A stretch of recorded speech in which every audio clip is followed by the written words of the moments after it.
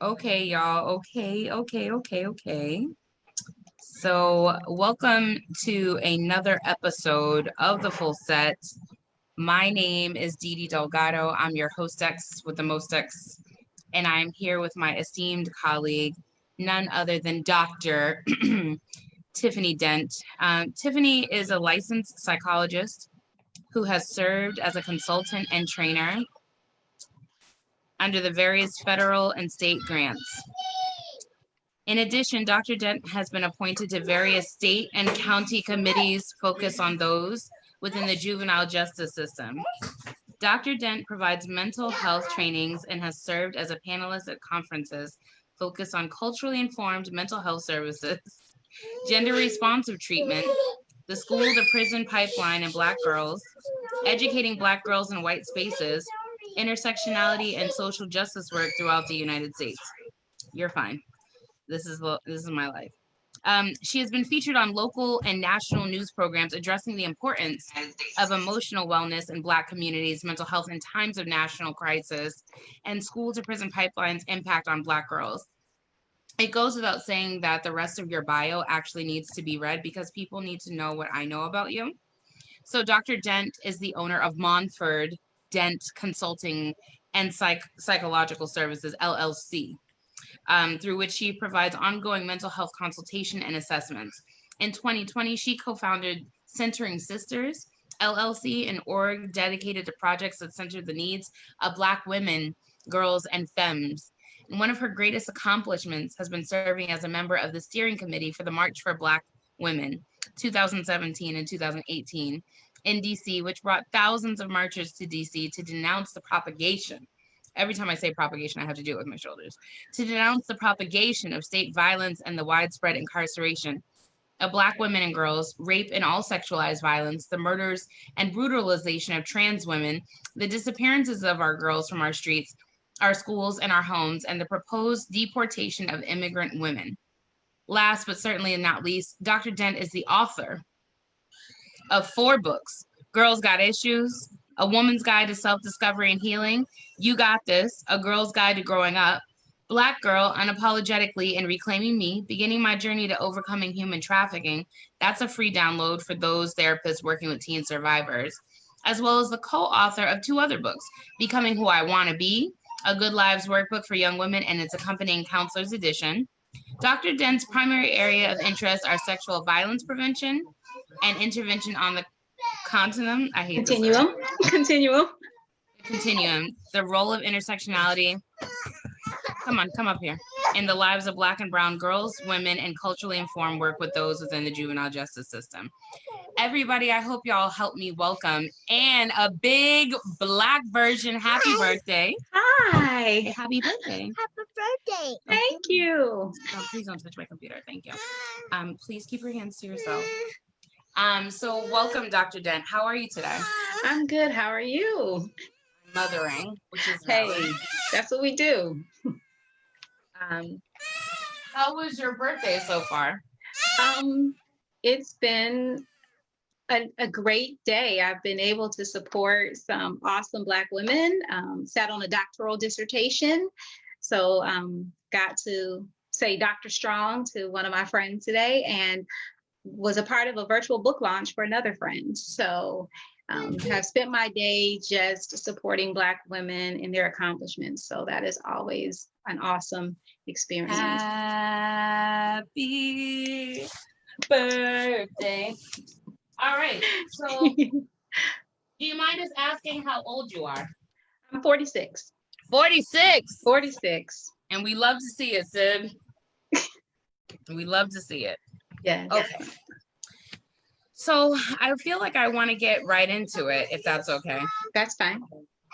Thank you for bringing your juice, and it's red, so put it on the table, please. And this bed is white. Let's do it. Okay. So I wanted to ask you, with everything going on in the current climate that we're in, how are you managing your emotions? We've got a fucking global pandemic. We have uprisings everywhere. I mean, it's not new, the state-sanctioned killing and murder and assassination of Black folks, but it's being held in a different conversation. And so like, how are you managing your emotions? I think that I'm struggling. And I think it's important to say that because I'm a psychologist. So I'm Right. supposed to know how to manage it all. You're supposed to be the So person. I'm supposed to be that person. And so if I'm struggling, because stuff is kind of coming at you all the time, you can't get away from it. I also get asked to kind of talk about mental health in this time on TV and on podcasts that so I'm constantly dealing with it. I think one of the things I've learned is that I have to be okay with stepping away every now and then. And then kind of looking at how can I continue to support everything that's happening in different ways, so I don't always feel like I have to go to every protest that I have to go to or log into every city council meeting to see what y'all are talking about. That I have to figure out what are the other ways that I can continue to support everything that's going on, but not be so much in it that I'm exhausted. Thank you for that boundary, because I feel like you putting up your own boundary like shows me and other people watching like we ain't got to be everywhere because it's still gonna be there tomorrow. Like, you know, even if they eradicate racism today, like Governor Cuomo gets together and says Trump didn't know what he was talking about. I was wrong about incarcerating all these people. I'm wrong for giving them prison labor to do and then making it seem like it's okay because it's sanitizer. But racism is over as of 12 a.m. this, you know, tomorrow morning. And we'd still have work to do. So I appreciate you saying like, I can't be everywhere. You made a salient point. You said something that someone else on my show had said maybe like last week, that often you're asked to appear on talk shows and podcasts and all of those things, and people are interested in your work. What is one thing that you would want people to know about you, like that's separate from your work? Mm-hmm. Ooh, that's what I do, baby. I ask the that questions. is, I think I think I'll say two things. One is like professional stuff that people don't know, and the other is more personal stuff. So the easier thing to say is that I have written plays, and I wrote my first one at 17. And they were produced on my college campus when I got there, what? and they were You focused on Black women. Plays?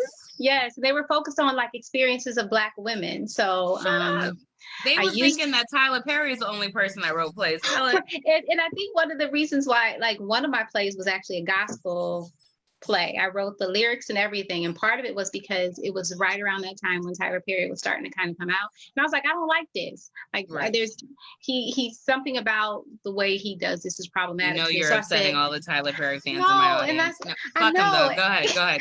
And so I said, I'm going to write something that is more well-rounded and is not a caricature of Black women. So I ended up actually writing a gospel play called Ain't I a Woman? So so that's the other part of it, I think, is that I'm a very insecure person.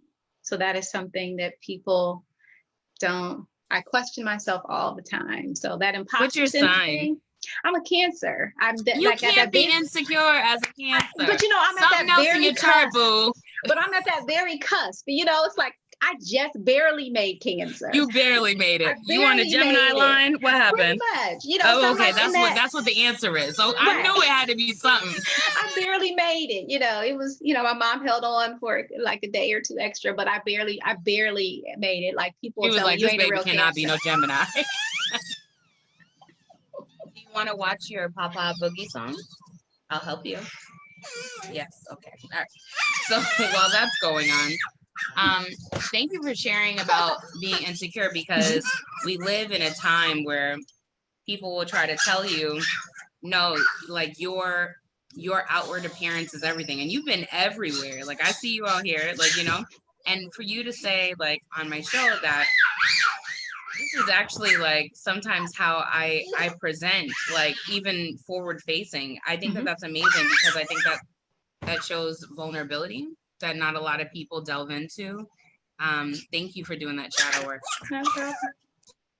I think we need to hear it, because I think too many times we are expected to just be on and amazing and resilient and nothing bothers you. And Right. that even though this world around us constantly does not love us as Black women, that when no one loves us and no one prioritizes us, we're still supposed to not have insecurities. If anything, that's when you are going to kind of doubt yourself, because no one else is out here making you feel like that, that the world really deserves us. And so, makes it hard sometimes. How do you personally contend with your own feelings of insecurity? Because I know you in a whole relationship, you got all these children, you got people following you, you know what I'm saying? Like, how do you deal? Like, how do you feel like everything is like the dog at the table with the coffee cup with everything's on fire? Everything's fine here. Like, it may not be fine, but like, I hear a lot that like, people tell me all the time, 'cause I ask this question about love all the time. I'm like, how do you find love?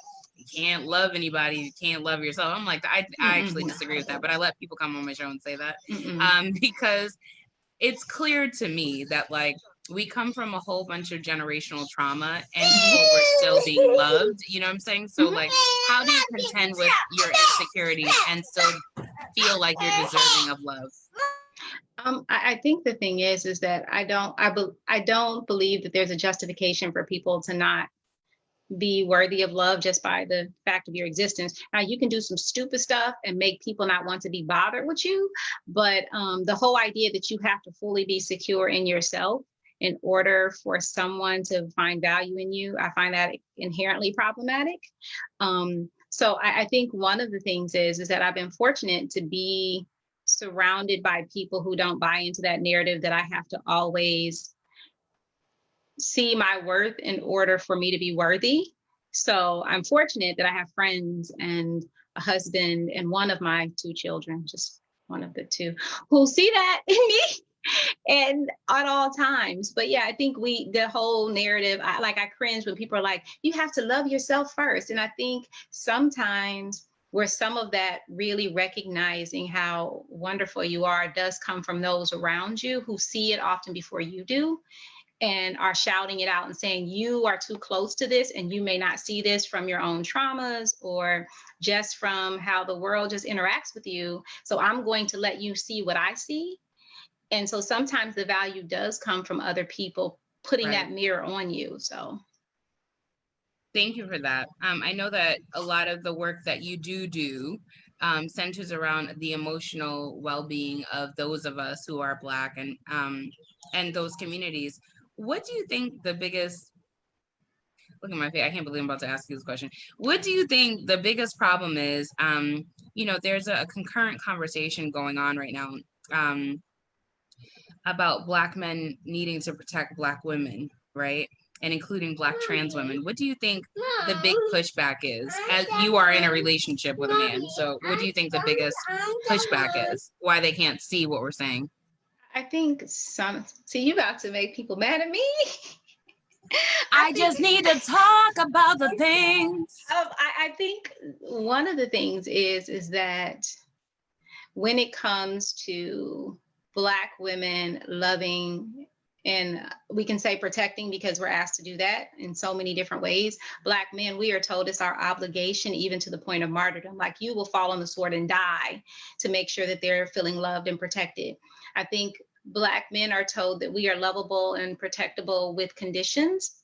And so because of that, if we are not, if they don't feel that we are ride or die for them, then we are not worthy of them loving and protecting us. I'm not riding nowhere with nobody no more. You hear me? Where are we going? My thing is, where are we going and why I gotta die? I got questions before I'm about to do all this. I can't do it no more. I'm emotionally spent, And I think that because of that, there's all these conditions, and some of it, if you think about it, like, we as Black women are told to love and protect all Black men, period. That is what we do. You love them, you protect them, you fall on the sword for them. A lot of times in the conversations, sometimes not fun conversations I have with Black men, the conditions are you riding or dying for me? Do you prioritize Blackness over everything else? Because that's where I'm centered. Are you my wife? my girlfriend? Are we going to sleep together? Are you my sister, my mother, or my daughter? If you don't fall into those categories, I'm not automatically obligated to care nothing about you. And isn't that messed up because of the way we're socialized? Yep. We're socialized to protect them at all times. At all, no matter who you are. I don't even have to know you, but I am supposed to love and protect you and prioritize your safety. And don't you see a conflation between that and the quote unquote, I respect women. My mama taught me better, you know, and like you just said, if certain women don't fall into those categories, and I would even venture and say, you could be someone that they want to fuck, but if they find out that you're a trans woman, then that also becomes a problem. Absolutely, because at that point, you fall out of the category.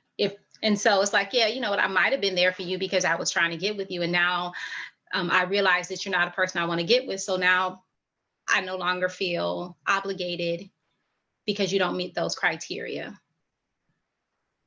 Y'all men got to do better. And that's just a real serious critique. I appreciate that, because I know that you're going out on a limb and they're going to come for you.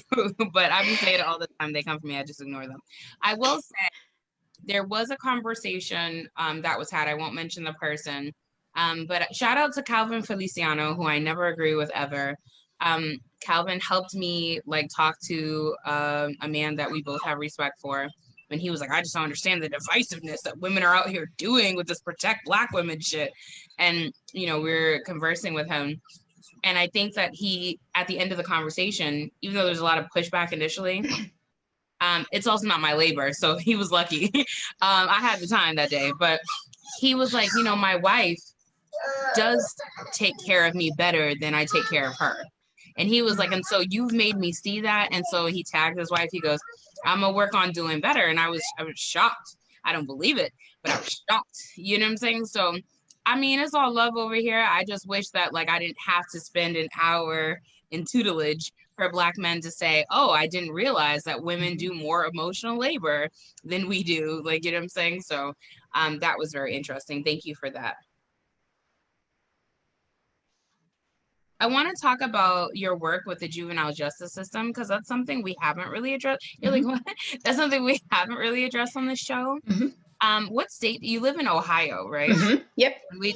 We talked about it briefly because, okay, I'll press it for you. We talked about it briefly because my folks is from Lima, Ohio. So that is hometown, right? It's very interesting to me. Shout out to my Irvin side of the family. Thank you. So the question that I have is, when we talk about the incarceration of Black children, which we never talk about it, but when we do, right?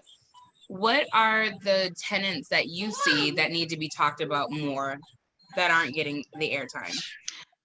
I think one of the things is that my experience has been they don't get as much grace within juvenile court. Some of the same stuff we know about viewing Black children and holding them responsible like they're adults seems to be the case that I run across. Not as likely to get diversion programs, not as likely to get second chances. And so sometimes I know I was in court one day and I was surprised because I saw a bunch of white kids and I was like, it's boy band day. Like, what is going on? It was diversion day. So it was for all of the kids who, in this particular court, who were given the opportunity to do services, but not have a record.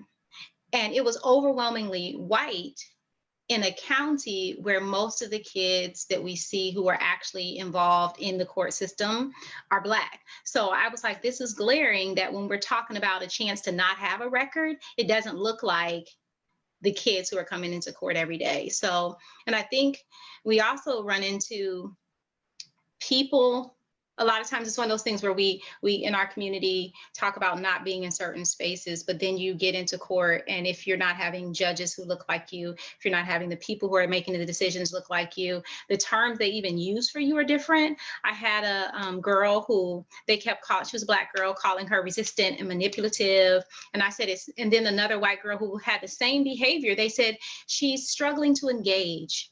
She's just trying to advocate for herself. And so I'm here like, hold on.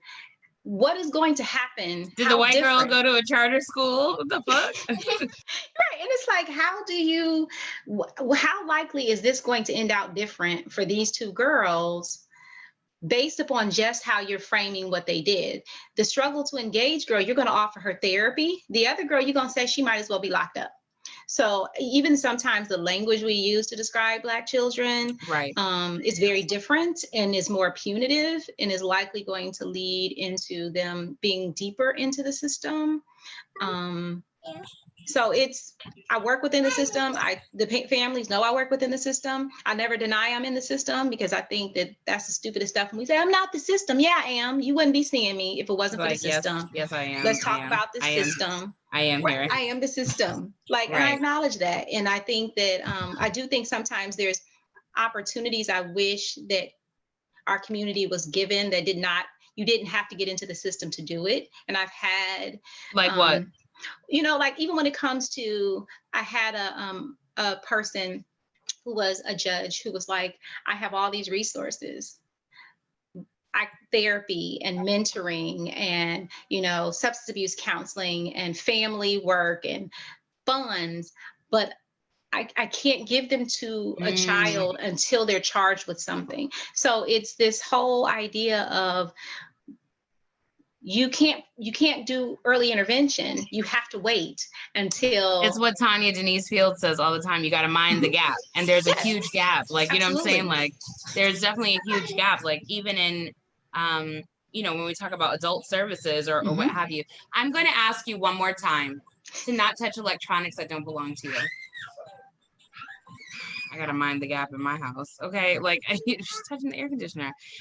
So I think about that phrase all the time, that like you can't get it until you're already in the situation. And then people be like, well, how come you didn't pull yourself up by the bootstraps? Because I had boots on and they was fucked up. Like, you know what I'm saying? Like, so no, I definitely appreciate that framing.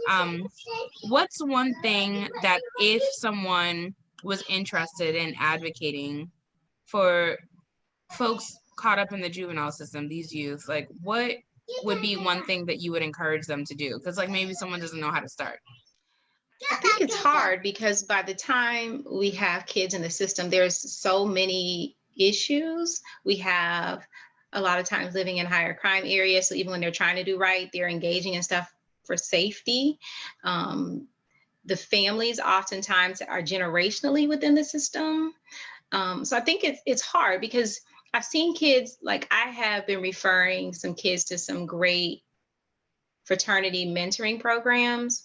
And part of that was because it allows you connection with other Black boys. So you got a crew.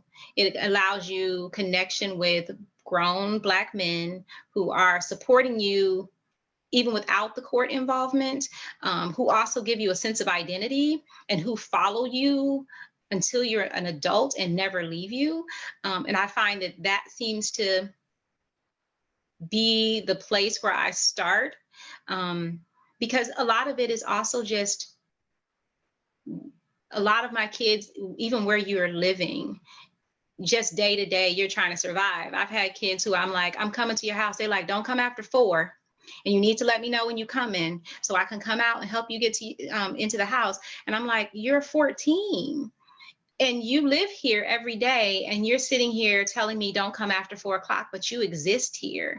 And so it's this whole systemic problem in areas. But I found the best I've had is with non-paid mentoring programs, because I hate them, because you clock in hours, that I'm able to get them into early, that I know are going to follow you and give you a group of other boys from your community that y'all all are continuing to look out for each other and know what your options are outside of just your neighborhood. But it's hard because I have families who before, like, I don't have a bed. And they're like, well, if you put them in foster care, we'll pay for them to have a bed. So sometimes it's just even basic needs. Thank you for that. I also think about white psychologists and how they're around our babies, you know. What advice, if any, do you have for Black youth who are having to encounter whites, and even even older folks that have to, you know, it's really hard to find Black therapists. And it's not because there aren't Black therapists. It's just, you know, there's so many odds stacked against the favor of being a Black therapist. So what advice do you have for Black folks encountering mental health services with white providers? Right. Whew, I think that even within agencies, you have the right to not have the one you got. So, you know, there are levels of problematic. And if this person is extremely problematic, you don't have to keep them. Because I think sometimes that's what we think too. We encounter these therapists in community agencies, and we just assume, people make it seem like you have to have Karen, and you don't. Or Connie. Right. I had a Vicky the other day that I had to deal with, but you don't have to have that particular person. Some are more in tune to who they are, the privileges that they have, and what their white presence is meaning for you as a Black person than others. And so being willing to even say, you know, if she's in there and she automatically talks about, so, you know, how is it from the hood and stuff, you can be like, I'm not dealing with her. And agencies, especially a lot of times, the agencies are being paid to see you by somebody. Right. And so they're going to find you somebody. Don't you often feel like when they're asking that, I feel a lot of Black femmes I've spoken to said that they have been giving more counseling sessions to their therapists than the other way around. Absolutely, because I think it's this tendency, especially when you're coming in with issues that are rooted in the lived experience of being Black, this insistence of you having to tell them that they are not the white people of which you speak. And that is not the place for that. This ain't about you. If it's not you, don't own it. But instead you're like, but I'm not like that. And well, some white people, don't you mean some white people know? He said, I, as an individual, people resent this conversation. Right. You know, like he didn't say some, he said all. He just said white people. So if it ain't about you, keep it moving, because this session is not about you. And so sometimes it's this, there is a place where we do have clients kind of challenge some of their belief systems that may cause them problems, but there's also a way you do it. And the challenge is not when you sit here and you say that was racist and you want to start arguing them down that it's not. You ask them, what was that like for you? What does that mean for you? How is that impacting how you interact? So that's what you do. Not, well, let's look at this. I don't believe it's racism. And then they have to educate you on racism. You need to Google, you need to take a class, you need to seek supervision. This is not the place. And so, yeah, sometimes you come in and you're spending a lot of time debating your lived experience with somebody who is supposed to be there to help you figure out how to continue to survive. But that's what we find in the agencies, because in the agencies in our community, usually you're getting the least experienced therapist and the whitest therapist. I hate it here. I definitely hate it here. Something I wanted to talk to you about in Girls Got Issues. I feel like I just talked to my therapist about it. And I'm not sure if she gave me the right answer, because my issues actually take up the majority of the session. And then the last 5 minutes, I'm like, now fix it, please. Can you tell me how to fix it? She's like, but you ain't got the time. Like, just write in your journal or something. That's what she tells me. You need a hug? Okay. All right. So the question I have is, in Girls Got Issues, they were talking, you spoke about the change train, because, hey, be careful, okay? For people that have, do you need to be seen right now? What do you need? You can't play with my computer, you can play with yours. You talked about getting on the change train, because if someone has questions like, why do these things keep happening? What if people don't want to see me succeed? Why, like, what are all these barriers that keep coming up for me? There's something always happening that prevents me from being great. And so what advice do you have for folks who want to make changes in life? Like you said earlier, sometimes it's environmental, but say someone is at a place where they're like, okay, the same things keep happening over and over again. It's really up to me at this point to like make a decision. It doesn't matter where you move, those same people actually keep continuing to show up. Like, what can someone do? What are some tangible steps to address like how they respond to the environment? I think the first thing is I always tell people we have to do a self-evaluation. Part of the self-evaluation is if I know that this keeps happening and that I'm kind of doing the same thing over and over again or interacting with the same people, what am I afraid of? Because sometimes we're more comfortable being uncomfortable. So it's, even though Right. this doesn't work for me, I at least know how to navigate this. I know this is toxic and I know how I can respond to this toxic environment or this dysfunction. So part of it is identifying what are we nervous or scared about? What is that fear? Where do I get the support to be able to handle that fear? Is that fear something that is such a deal breaker that I'm like, you know what, I'm not even trying to put myself out there? Then identifying what is change going to look like? How will I know that change is actually happening? What will I see that's different? And be able to kind of recognize those markers, giving yourself permission to fail. Because if we're doing this, if I've been doing the same thing forever, I'm going to fall back at times, but I need to not let that be this fallback that says, well, I tried. It's like, you know what? I knew I was going to fail. I knew I was going to have this kind of, I was going to backslide, to quote my grandfather. But that's okay because I expected it. And this is how I move on from here. But then we also need accountability people. And it can't be one of the toxic people who are always either discouraging you from changing. Because you talk about toxic relationships in your Yes. book. I'm struggling with your book because I'm like, is it me or is it them? Like, you know, or is it both?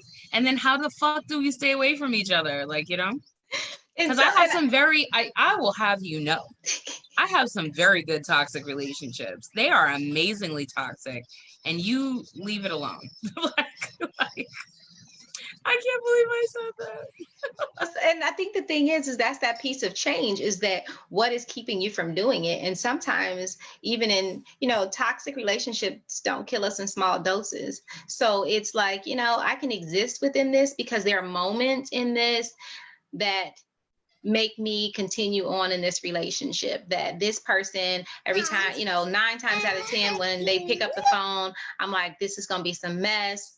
But that 10th time, they say something or they do something that brings me joy. So I'm just going to put up with the other 9. So sometimes we stay in them because there's a little piece of it that is working for us. And that's that part of what is change going to look like. Because you're also, if you leave in that toxic person, that 1 in 10 times, you're going to lose that too. And then you have to realize, I'm going to, you know, she always, every time she call, there's some mess. She didn't put my name in some mess. I'm gonna have to deal with some mess. But that 10th time she called and she just makes me feel great. It's being able to focus on, that 10th time ain't worth those 9 times of mess. And that's really hard because we get used to it. We look for those moments that reinforce us staying in those relationships. He's not getting you ice cream? Ice cream. Tell him I said if he wants some ice cream, he's got to give you ice cream. You tell him right now. So there's that. Okay. So Ruben had a question. Ruben said, how can young health professionals of color, read Ruben's last name is Valera, push back on superiors who show biases? He's basically asking, how do like black and brown people stop white people from being white people? I don't know. I think, and that is a hard one because I think that you have to, unfortunately, you have to kind of come in with specific examples and a plan on how that they're going to be addressed, because sometimes it ends up being, well, I don't know what you're talking about. Give me an example. That's usually a big one. So you have to come with your example and you have to explain why it's problematic. And a lot of times you also have to say, this is how it should be. Right. Because part of it is they're not going to want to do the work. So if you're not offering solutions, they're going to be like, well, I don't know what you want from me. Like you have to, and that's exhausting too, because I shouldn't have to come in and educate you. Like you should take what I'm saying like you would from anybody else. Right. And I think that it's also, you can't always be the only one saying it, because it's very easy. If you're the only Black, brown person saying it, for one, and no other, because they're going to find that one that ain't saying it. But if you're 3 other Black people were surveyed out of the 80 that work here, and they're fine with it. People like Candace. Oh, Candace said she's great. So I don't understand your issue. But I think that that's part of it, is that you can't be the only one. And sadly, a lot of times it can't be just the people of color saying it. Right. Other people, and that's unfair because our voices should matter. I've, for the most part, been the boss of the clinical staff where I've worked. Okay. So that's made it a little bit easier, but I have had some experiences with other supervisors where they shut down those discussions because it's, we're all here. It goes into the all lives matter arena of Right. we're all here to best serve our clients. And so I always come from, if we're really here to best serve our clients, there's some things that we need to recognize that we're not. And Right. this is, you know, whether we're looking at the low return rates for communities of color to our services, which they'll just say they just don't want to come. It's like, it's not that they don't want to come. What if there was anybody else and we had this glaring not showing up, we would start looking at what are we doing wrong. Right. But because y'all would be sending out surveys. Right. Like, what happened? And, you know, can you come back? But it's us. We just assume it's the case. But I think when you're talking to supervisors, the understanding that you're going to have to come in with very concrete examples, and that you're also going to have to give an example of how this would look, how this should look differently, because they're not going to want to do the work. They just don't. Thank you for that. A question I have to ask you has to do with the payment links that you've listed today. It is your birthday, and Yes. you have asked us not to give you money, That's correct. but to donate to this organization that you're helping to support. So can you talk to us a little bit about what the project is and how you're involved and how people can help? It's called Black Women's Blueprint. Go ahead. It's called Black Women's Blueprint. It is based in New York City. Was founded about 10 years ago by Black women with the understanding of the need to support Black sexual assault survivors. The programs have expanded. We do Sister Van, which is where we have converted this van where we take supplies into the community. We've been doing that right now during COVID. When you say supplies, what kind of supplies are you talking about? All legal. Like, with everything, like it's been food, it's been, you know, we know that feminine hygiene products ain't no joke. So expensive. There's like a feminine tax, like. Yes.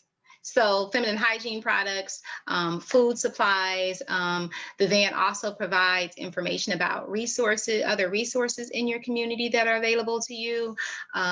So the Sister Van is out. It's been rolling. We support some work in West Africa. I know we're working there to help to build a place for Black girls. They also do a lot of prevention work. So there are healing circles. They have groups for girls who are in that area.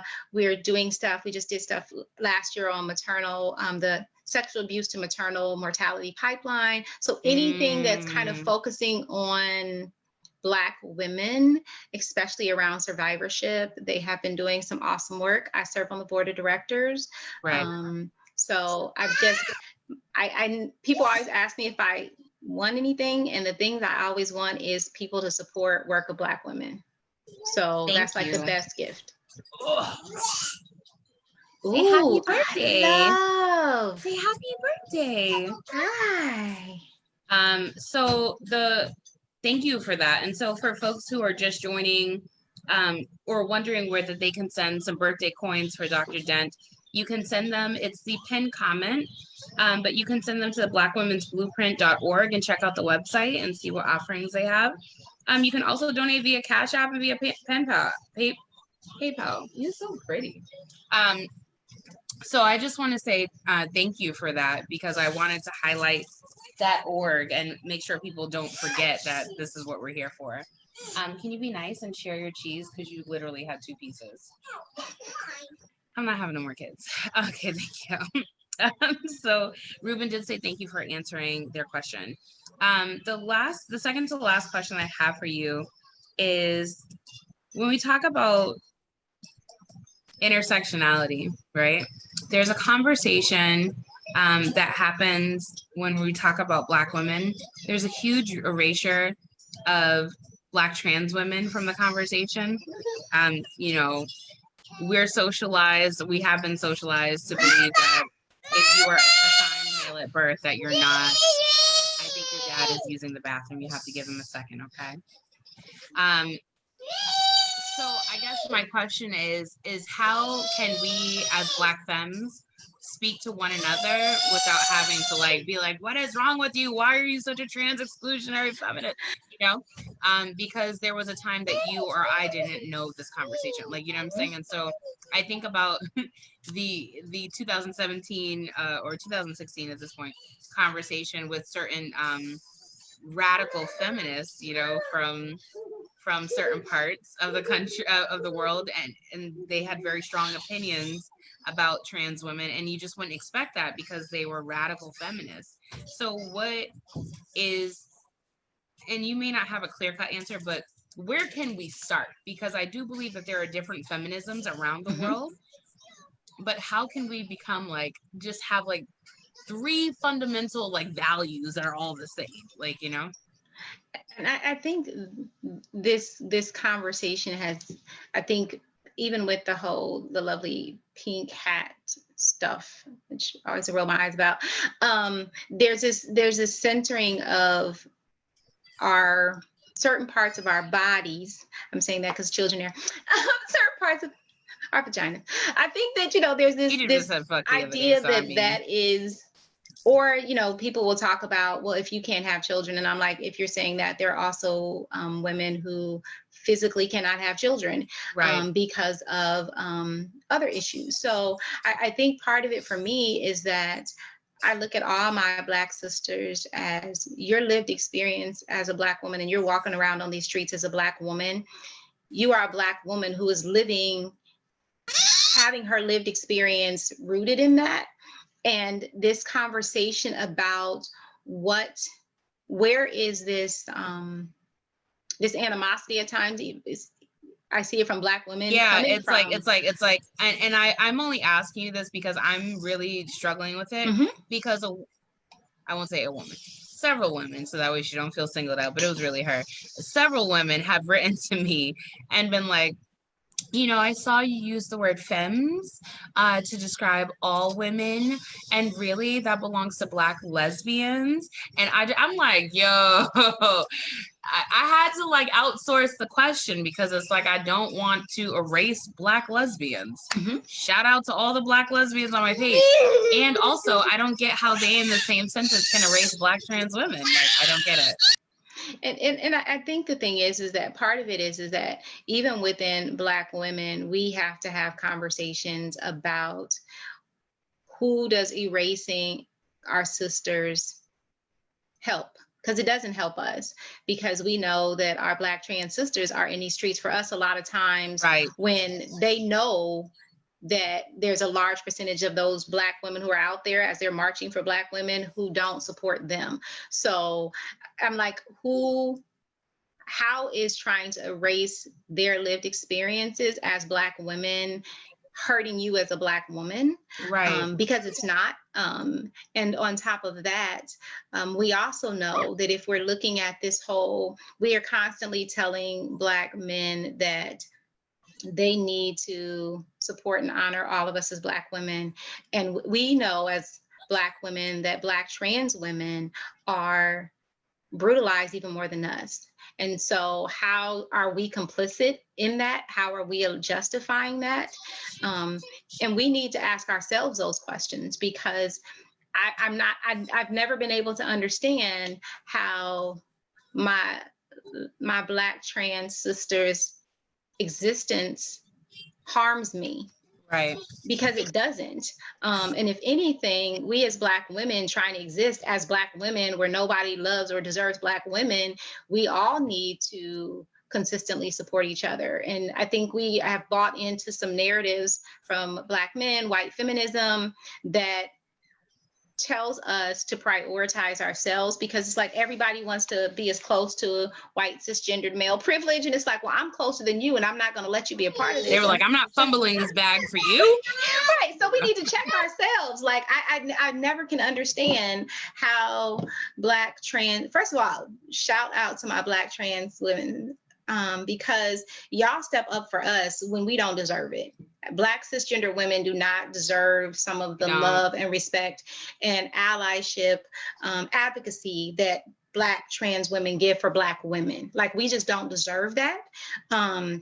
So I think that we have a lot of work to do within ourselves, because we're buying into some mess and we need to figure out where that mess came from and how it's been assigned to us, but it doesn't necessarily belong to us, right?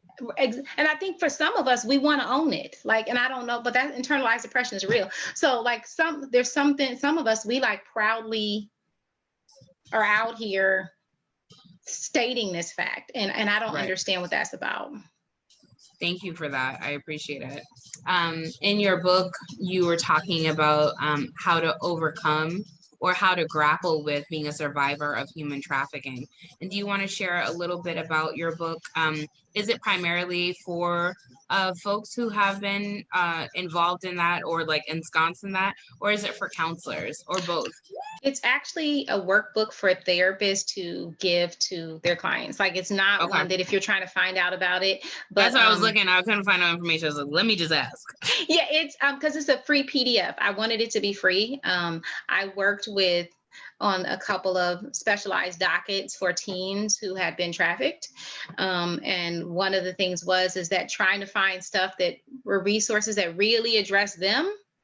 And the unique things that they experienced, I couldn't find anything out there in the trauma work or just in the therapy or juvenile justice stuff that really met their needs. So I ended up saying, well, let me sit down and write something so at least we can begin these conversations in therapy to best meet the needs of girl survivors of trafficking. So, but yeah, it's free. Okay, so I'm gonna also have someone post a link, or I might just go back and do it myself. Thank you for that. And then I also wanted to talk to you. You said that you were working to advocate against the proposed legislation to deport immigrant women. And so do you want to share a little bit about that? I think at this point, I'm not doing as much in that area. We were doing it through Black Women's Blueprint. Right now, the things that I am supporting are work of organizations in Ohio that are working on legislation, the ACLU, our Cleveland chapter. We actually had a meeting tonight that I missed, but that's okay. So identifying organizations in this moment, there was an organization in Cleveland that there was a plant that was out and out deporting, came to the plant, rounded up everybody that we were supporting in more of a rural part of our county. So supporting organizations who are doing that. I saw I think it might've been with you, there's an organization that's starting up that's focusing on, I saw it on the internet today, Black women who are focused on Black women who are being deported from African countries. So I'm trying to find out more about that and figure out how to best support their work. I don't know what I'd be sharing half the time. It's okay. So thank you so much for your time. And I know it's your birthday. I feel like I want you to have like the biggest 9-ounce glass of wine that there is and just like enjoy yourself. Like take a luxurious bubble bath from Ladies Who Infuse and call it a day. My last question is one that I ask every guest. It is a two-pronged question because I'm a two-pronged person. What does it look like for you to have been on the show today? Do you feel like there was something that you're surprised I didn't ask you about, you know, knowing you for as long as I have, or getting to know you for as long as I have? Or do you feel like, oh shoot, I forgot to like mention this project that I'm definitely working on?